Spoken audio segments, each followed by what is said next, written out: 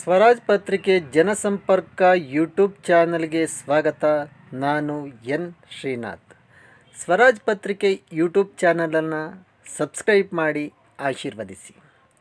ಇವತ್ತಿನ ದಿವಸ ನಾನು ನಿಮ್ಮ ಮುಂದೆ ತರ್ತಾ ಇರತಕ್ಕಂಥ ವಿಷಯ ಏನು ಅಂತ ಹೇಳಿದರೆ, ಕಳೆದ 2 ತಿಂಗಳ ಹಿಂದೆ ನಮ್ಮನ್ನೆಲ್ಲ ಅಗಲಿದ್ದಂತಹ ಖ್ಯಾತ ಪತ್ರಕರ್ತ TJS ಜಾರ್ಜ್ ರವರ ಹಾಗೂ ಸಂಜೆವಾಣಿ ದಿನಪತ್ರಿಕೆಯಲ್ಲಿ ನಿರ್ವಹಿಸ್ತಾ ಇದ್ದಂತಹ ಆಚಾ ಶಿವಣ್ಣನವರು ಕಳೆದ ವಾರ ನಮ್ಮನ್ನು ಅಗಲಿದ್ದರು. ಈ ಇಬ್ಬರು ಮಹಾನ್ ವ್ಯಕ್ತಿಗಳಿಗೆ KUWJ ಸಭಾಂಗಣದಲ್ಲಿ ನುಡಿ ನಮನ ಕಾರ್ಯಕ್ರಮವನ್ನು ಹಮ್ಮಿಕೊಳ್ಳಲಾಗಿತ್ತು.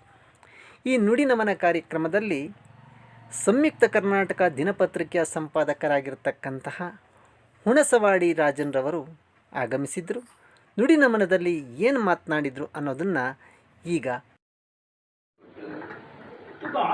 ಭಾಳ ಅನ್ಯೋನ್ಯವಾಗಿ ಎಲ್ಲ ಮಾತಾಡೋದು.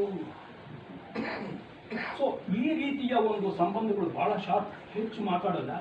ಅವರು ಹೀಗೆ ಅವರ ಟೇಬಲ್ ಹೀಗಿರುತ್ತೆ, ಹೀಗೆ ಕ್ರಾಸ್ ಆಗಿರುವಂಥದ್ದು.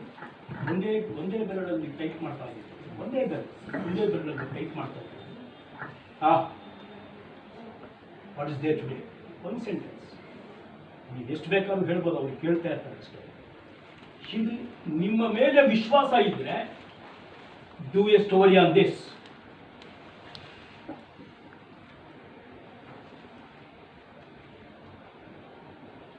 ಎಂತಹ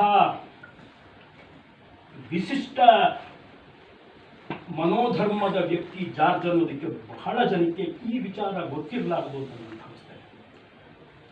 1983 ಜನವರಿ 11ನೇ ತಾರೀಕು, ಜನವರಿ 10 ಕರ್ನಾಟಕದ ರಾಜಕಾರಣದ ಭೂಪಟವನ್ನು ಬದಲಿಸಿದಂತಹ ಮಹತ್ವದ ದಿನ.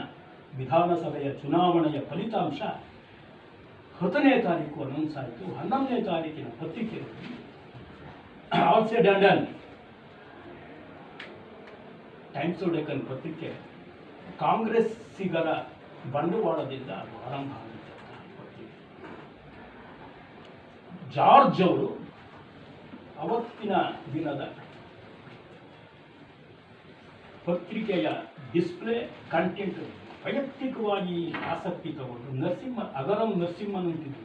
ಮಾದೇವಪ್ಪನಿಗೆ ನೋಡಿದ್ದೆ ಅಗರಂ ನರಸಿಂಹನ್ ಅವರ ಹತ್ರ ನಾರಾಯಣ ಬಾಬು, ವಿನೋದ್ ನಾಯರ್ ಅಂತ ಇನ್ನೊಬ್ಬರು, ಚಂದ್ರಬೋಸ್, ಇಷ್ಟು ಜನ ಅವರು ಇಟ್ಕೊಂಡು ಎಂಟೈರ್ ಎಡಿಷನ್ ಪ್ರಿಪೇರ್ ಮಾಡಿ. ಚಂದ್ರು ಅಂತ